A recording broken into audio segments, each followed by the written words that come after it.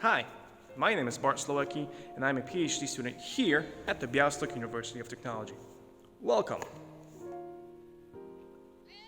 My thesis topic is the problem of perception of architecture in virtual space. Now, my theory states that when creating architecture for the virtual reality, we are not making it in a way that is best suited and best optimized for the use in virtual reality.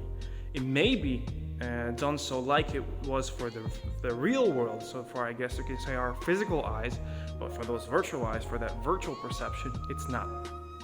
Now, work on my thesis will consist of conducting several experiments, both with people that I will see physically, as well as with users or players from the online base or the global base of players from several different platforms, one of which is VR chat. Now, these experiments are there to either prove or disprove my theory.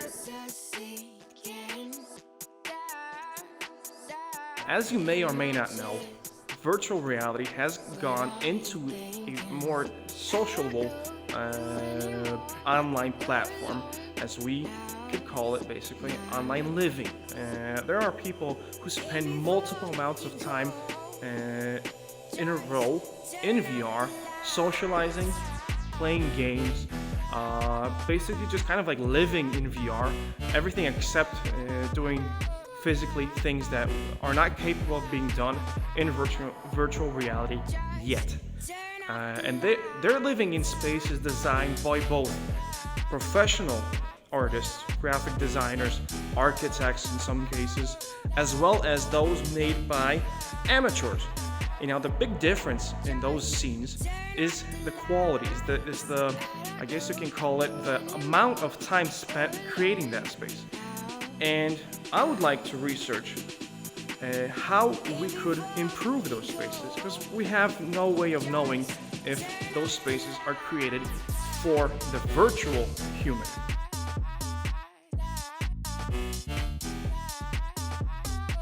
These platforms allow for the use of my own content that I will create and I will make for that platform, and will basically conduct scientifically accurate experiments, and that will give, I hope, will give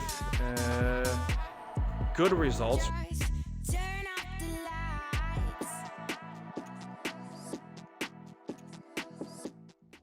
Now, the difference between real world architecture and the virtual world architecture is that only one of those gets to be built. When designing, as we all know, buildings for the real world, we have constraints. We have things that limit us in terms of possibilities in design, form, in function, in space, in budget-wise material thickness. We have the material composition. We have costs, we have the actual space in terms of the plot of land that we have to work with.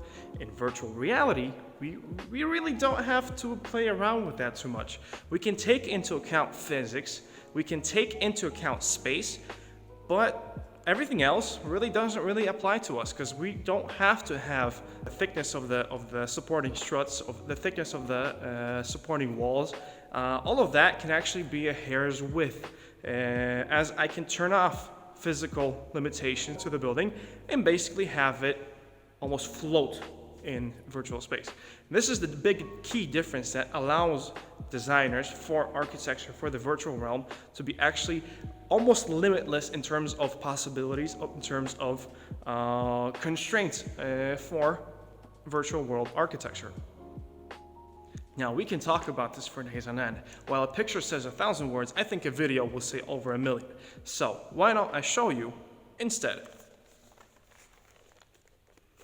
Let's go and check out some VR. 1 hour later. Okay, so I am in VR right now. As you can see, I am a robot-ish thing that is located in a kind of like a platform, floating platform somewhere in the clouds, I'm guessing. And this is basically like the home of the VR chat. Now, how I can move around here, I can either walk around, yeah, and this is actually transcribing my my change of location into the app, but I can also move a little bit further distances with the use of one of these, the hands. Yeah. Now, what I wanted to show you are the worlds. Now,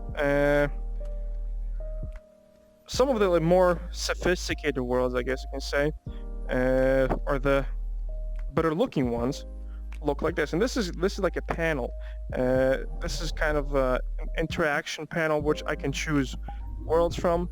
And for instance, I'm going to go into the Room of the Rain. This is a quite popular destination. Here I can see that there are 16 people out of the 24 max for this room.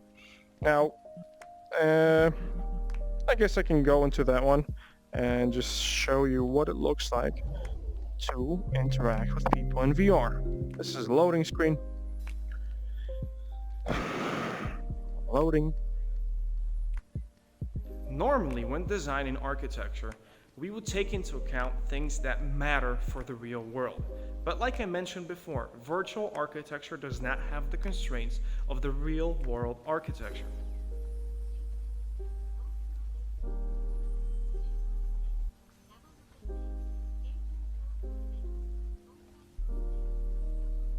When designing those spaces for the VR, do we really know what we're doing? Do we really know what the virtual human or what the virtual eyes of the person can really see, and what they see and how they see it, how they perceive that space, how they take in all that information, and how they can cope with maybe the lack or maybe the huge amount of unnecessary information that is available out there, and how people choose that space to stay in that space.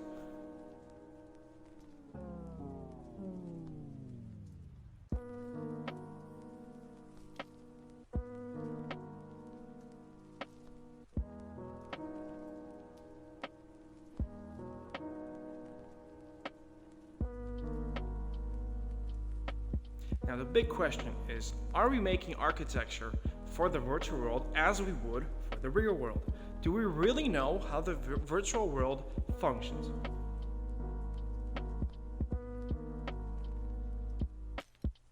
If you have no limitations, then how do you know that you're creating a space that is suitable for humans?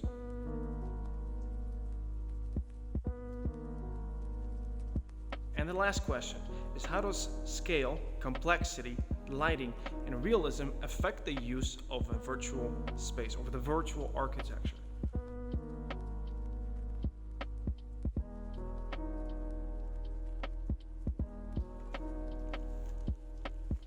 Now, I hope I made my thesis a little bit more clear. So if you have any questions or comments or suggestions, feel free to ask and comment after my presentation. So see you soon. Thank you, and I hope you have a great day. Bye-bye.